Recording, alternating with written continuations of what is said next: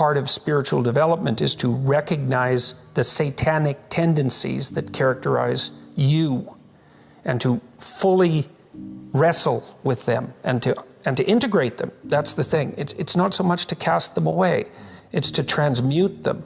You know, and you can see the difference between people who've done that and people who haven't, at least to some degree, because people who haven't integrated the shadow at all are naive. And you can tell that when you look at them, and you can tell that when you talk to them. And because they're naive, they're often resentful as well because they get taken advantage of. And someone who's integrated that more, they're dangerous in the martial arts sort of way, which is they're dangerous, but they don't have to use it because their presence radiates implicit potential for havoc, and that's really necessary. It's one of the things that gives people self-respect. If you're harmless, you're not virtuous.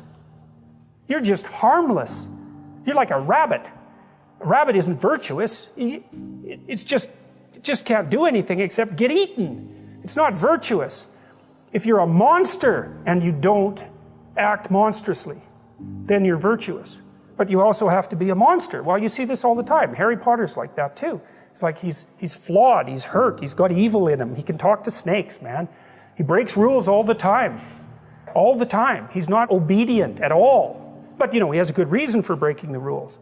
And if he couldn't break the rules, him and his little clique of rule-breaking, you know, troublemakers, if they didn't break the rules, they wouldn't attain the highest goal. So it's very peculiar, but it's a very, very, very, very common mythological notion. You know, the hero has to be a monster, but a controlled monster. Batman is like that, you know. I mean, it's everywhere. It's the story you always hear. If you're going to be a fighter, you have to want to win, and you have to want to hurt people. I mean, not for the sake of hurting them. That's what makes you different than an evil person. But you have to have that capacity. You have to develop that. And, you know, that's the step on the way to enlightenment, weirdly enough, because that isn't what people think. People have been fed this diet of pablum, rights and impulsive freedom, for so long. There's just an absolute starvation for the other side of the story. There are no rights, technically speaking, without responsibilities. And all we've had for 60 years is a dialogue about rights. Well, that leaves a hole on the other side of the story. And it's a hole that's in people's hearts, essentially. Because responsibility, well, perhaps that's not more important than rights. Like I said, they're part and parcel of the same formula. But it's in responsibility that most people find the meaning that sustains them through life. It's not in happiness. It's not in impulsive pleasure. Those things blow away at the first ill wind. But to adopt the responsibility for your own well-being and to try to put your family together and to try to serve your community and to try to seek for eternal truths and to live them, that's the sort of thing that can ground you in your life enough so that you can withstand the difficulty of life. And when you tell people that, especially when you include yourself in the audience, let's say, and you're not finger waving from above, then everyone knows that it's true. There's been this attempt to identify masculine competence and power, let's say, but mostly competence with tyranny. And that's very, very hard on young men. It's also hard on young women, for that matter. But it's very helpful for people to hear that they should make themselves competent and dangerous and take their proper place in the world, because it's the alternative to being weak. And weak is not good. The people who shoot up the high schools, they're weak. They're weak. And life is a very difficult process, and you're not prepared for it unless you have the capacity to be dangerous. That doesn't mean that you should be cruel. It doesn't mean any of that. There's a statement in the New Testament, the meek shall inherit the earth. But the meek isn't well translated. It means something more like, those who have swords and know how to use them but keep them sheathed will inherit the world. That's a way better way of thinking about it. You have to be powerful and formidable and then peaceful, in that order, right? And that's not the same as being naive and weak and harmless, which is what young men are being encouraged to be. It's like, that's a very bad idea. It's a very bad idea, because naive, weak, and harmless means that you can't withstand the tragedies of life. You can't bear any responsibility. You'll end up bitter. And when you get bitter, then you get dangerous. You don't treat adult men as if they're infants. But the young men really need to hear this more, I think, is that you should be a monster. You know, because everyone says, well, you should be harmless. virtuous. You shouldn't do anyone any harm. You should sheath your competitive instinct. You shouldn't try to win. You know, you don't want to be too aggressive. You don't want to be too assertive. You want to take a back seat and all of that. It's like, no. Wrong. You should be a monster, an absolute monster, and then you should learn how to control it. Someone who is incapable of cruelty is a higher moral being than someone who is capable of cruelty. And I would say, and this follows Jung as well, that that's incorrect, and it's dangerously incorrect, because if you are not capable of cruelty, you are absolutely a victim to anyone who is. And so part of the reason that people go watch anti-heroes and villains is because there's a part of them crying out for the incorporation of the monster within them, which is what gives them strength of character and self-respect, because it's impossible to respect yourself until you grow teeth. And if you grow teeth, then you realize that you're somewhat dangerous, or maybe somewhat seriously dangerous, and then you might be more willing to demand that you treat yourself with respect and other people do the same thing. And so that doesn't mean that being cruel is better than not being cruel. What it means is that being able to be cruel and then not being cruel is better than not being able to be cruel. Because in the first case, you're nothing but weak and naive.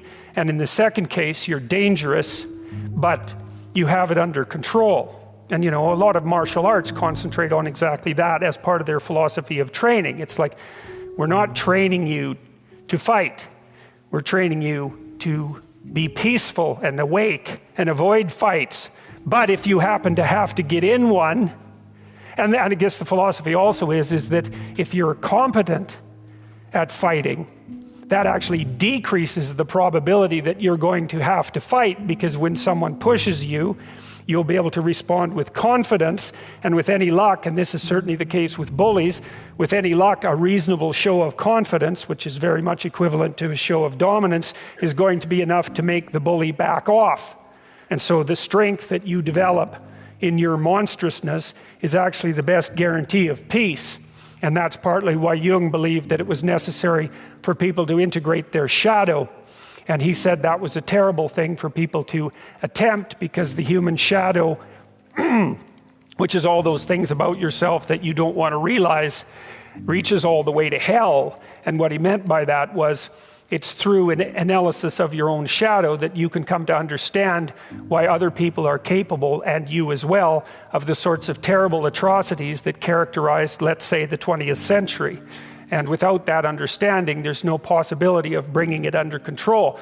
When you study Nazi Germany, for example, or you study the Soviet Union, particularly under Stalin, and you're asking yourself, well, what are these perpetrators like? Forget about the victims, let's talk about the perpetrators. The answer is, they're just like you. And if you don't know that, that just means that you don't know anything about people, including yourself.